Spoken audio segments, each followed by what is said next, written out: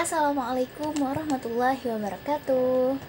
Halo teman-teman, perkenalkan nama saya Noraida, NIM 19050760041. Dalam video ini, saya akan mempresentasikan PowerPoint yang saya buat berjudul Ekonomi Kreatif dan Industri Kreatif. Langsung aja ya, kita ke penjelasan materinya. Di slide pertama, ada pengertian kreatif secara umum dan menurut para ahli. Secara umum, kreatif atau kreativitas adalah menghadirkan gagasan baru. Sedangkan menurut para ahli, yang pertama dari Zimmerer dan kawan-kawan tahun 2009, mendefinisikan kreativitas sebagai kemampuan untuk mengembangkan ide-ide baru dan menemukan cara-cara baru dalam melihat masalah serta peluang. Yang kedua, menurut Connie Semiawan tahun 1984, kreativitas adalah sebagai berikut. Yang pertama, kemampuan untuk menciptakan sesuatu produk baru. Yang kedua, kemampuan untuk membuat kombinasi atau melihat hubungan antara unsur data variabel yang sudah ada sebelumnya. Ketiga, kemampuan seseorang untuk melahirkan sesuatu yang baru, baik berupa gagasan maupun karya nyata yang relatif berbeda dengan yang telah ada sebelumnya. Kita akan lanjut ke slide berikutnya. Di slide berikutnya ini ada pengertian serta hubungan antara ekonomi kreatif dan industri kreatif.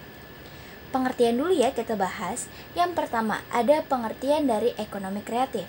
Ekonomi kreatif adalah sebuah konsep di era ekonomi baru yang mengintensifkan informasi dan kreativitas dengan mengandalkan ide serta pengetahuan dari sumber daya manusia sebagai faktor produksi yang utama.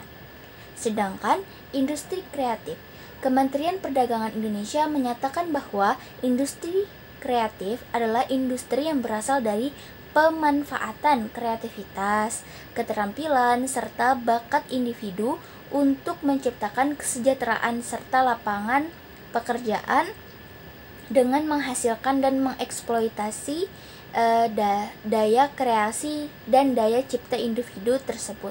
Jadi, jika kita bisa tarik kesimpulan bahwa hubungan antara ekonomi kreatif dan industri kreatif ialah ekonomi kreatif ini basisnya adalah ide atau pengetahuan yang mana berisi informasi maupun kreativitas untuk meningkatkan faktor produksi yang utama. Faktor produksi utamanya adalah sumber daya manusia.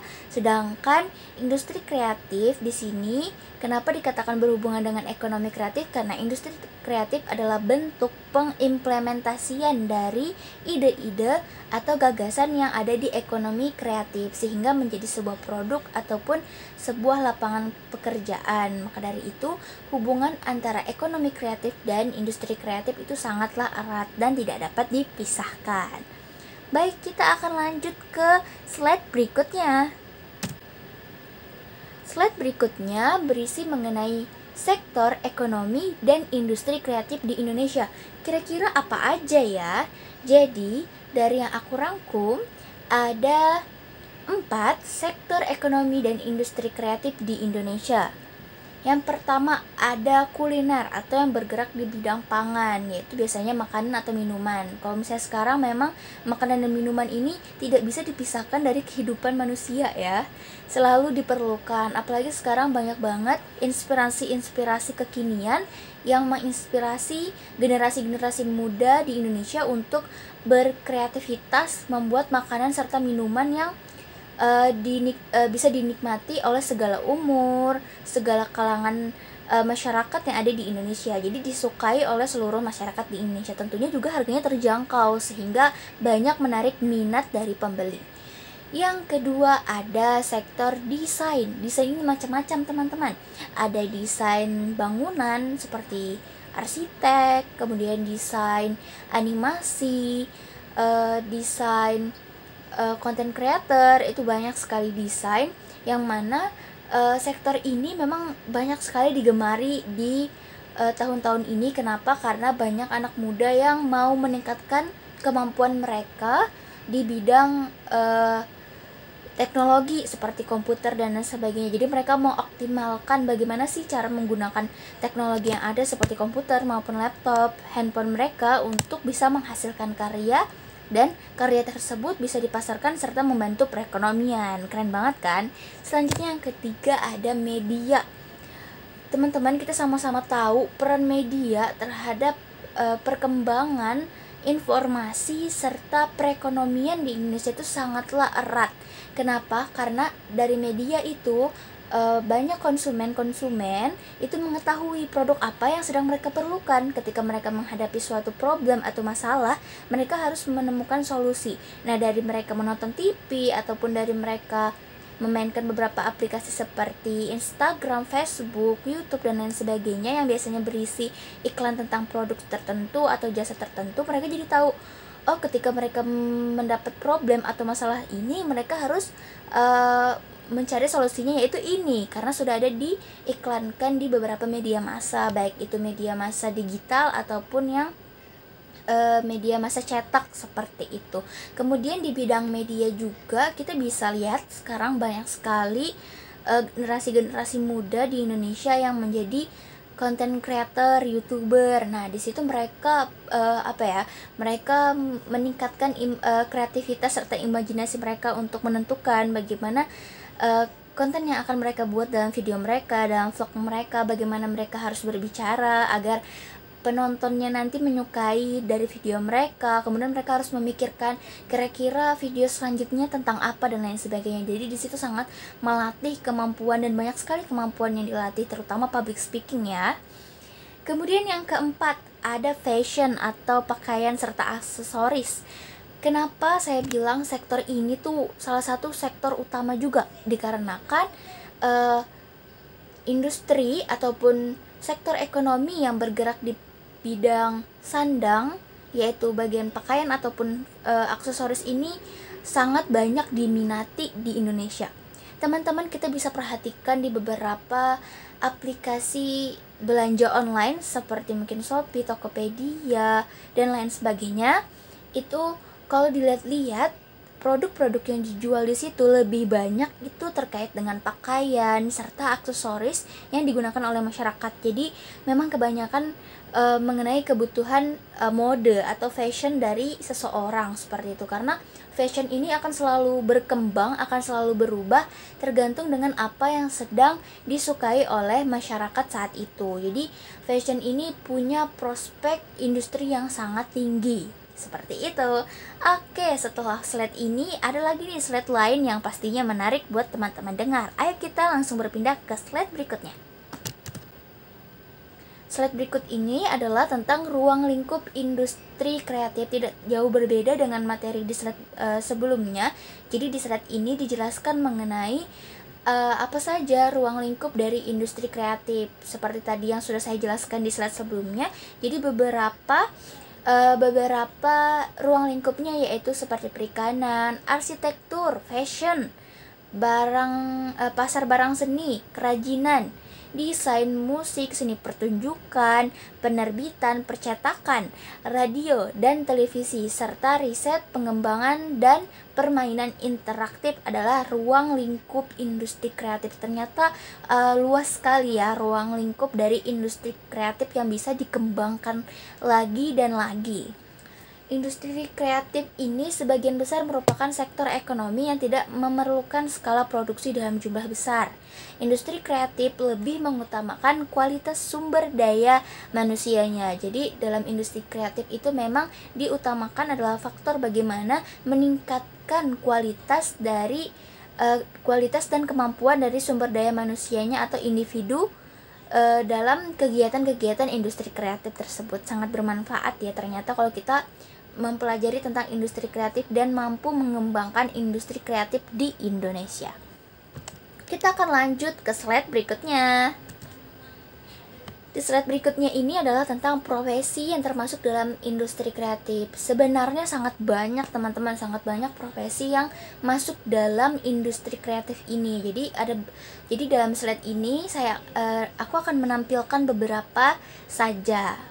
Sebenarnya banyak sekali, kalau misalnya teman-teman mau cari lagi itu sangat banyak untuk profesi yang termasuk dalam industri kreatif. Oke, kita langsung aja mulai. Yang pertama ada content creator. Pasti udah familiar banget kan kalau misalnya mendengar tentang kata content creator. Apa sih yang ada di pikiran kamu kalau kamu dengar content creator? YouTuber. Bener banget. Jadi content creator atau yang memang biasa kita kenal seperti YouTuber itu kegiatan yang ternyata sangat banyak melatih kemampuan kita, baik itu public speaking, kemudian bagaimana kita memanajemen waktu kita untuk membuat video dan melakukan aktivitas harian kita, serta memikirkan ide apa sih yang bisa menarik minat dari penonton untuk menonton video kita sampai akhir, seperti itu. Jadi itu memang profesi yang keren banget. Lanjut nih, yang kedua ada penulis. Siapa nih yang suka menulis, baik itu cerita pendek, puisi, maupun banyak karya lainnya ya. Jadi memang penulis adalah salah satu dari profesi yang termasuk dalam industri kreatif.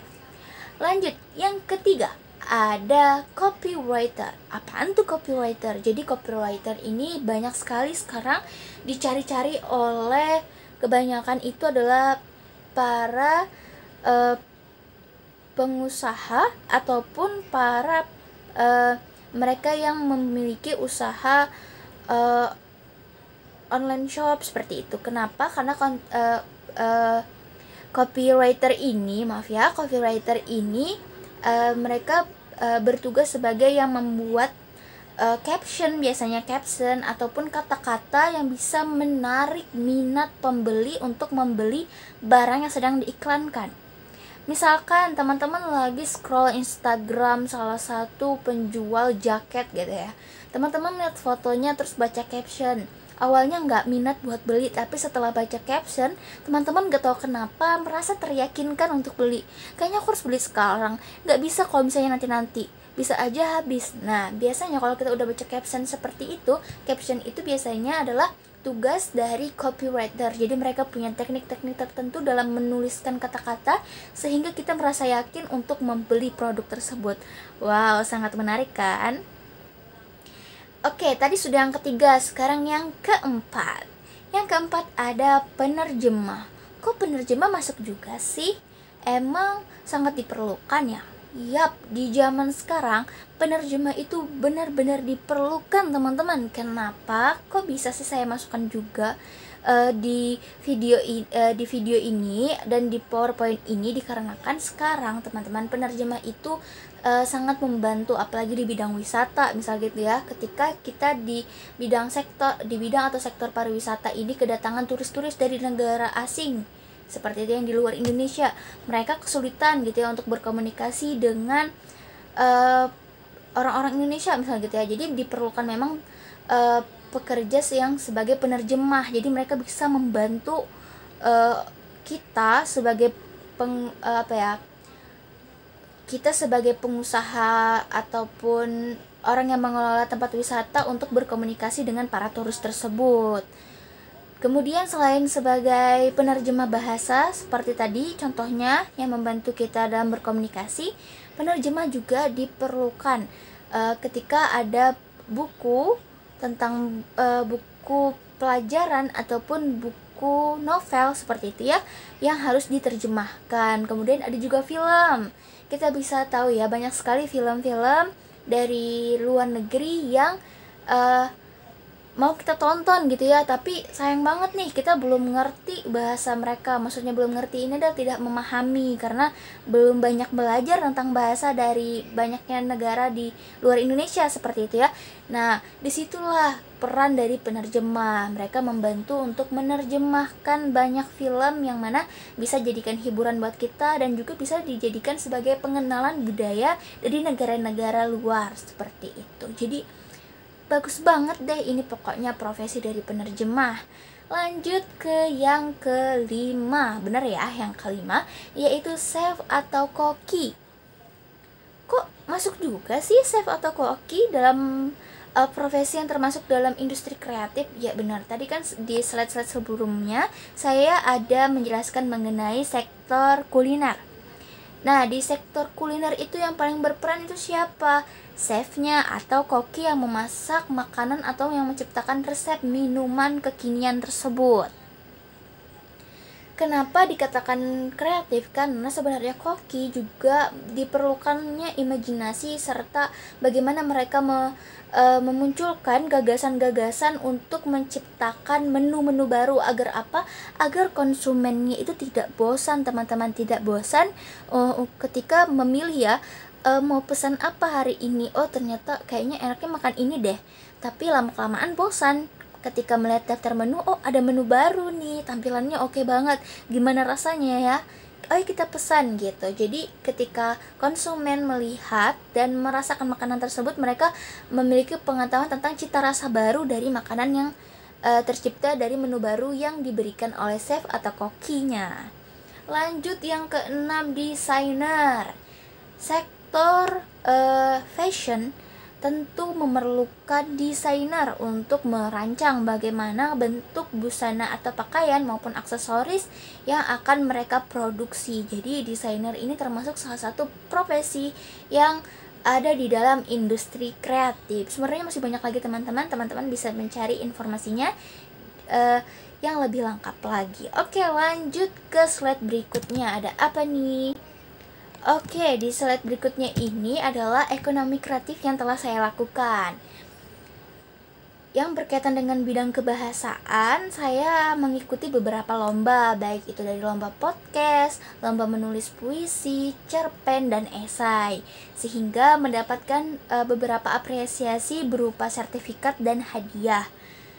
Sertifikat ini sangat berguna sekali untuk saya sebagai bentuk keaktifan selama saya menjalankan studi saya di semester ini. Kemudian selain sertifikat juga ada beberapa lomba yang memberikan apresiasi berupa hadiah, yaitu uang. Nah, uang tersebut bisa saya tabung dan saya jadikan modal untuk membuka usaha atau berwirausaha. Yang saya coba untuk berwirausaha kemarin adalah menjual empek-empek dos tanpa ikan. Satu porsinya 10.000, rasanya mantul sekali, apalagi kuah pedasnya yang segar, teman-teman. Kalau teman-teman mau lihat ini ya, di sini ada terlihat ada kuah cuko pedas, empek-empek dan timun, kemudian yang dalam kemasan seperti itu, dan itu memang enak banget. Sekalian iklannya jadinya. Kita akan lanjut ke slide berikutnya, kira-kira ada apa? Ya, di slide berikutnya ini adalah referensi yang saya gunakan untuk membuat PowerPoint ini. Baik, sekian presentasi yang dapat saya paparkan. Kurang lebihnya saya mohon maaf. Saya akhiri. Wassalamualaikum warahmatullahi wabarakatuh. Terima kasih sudah menyaksikan video ini.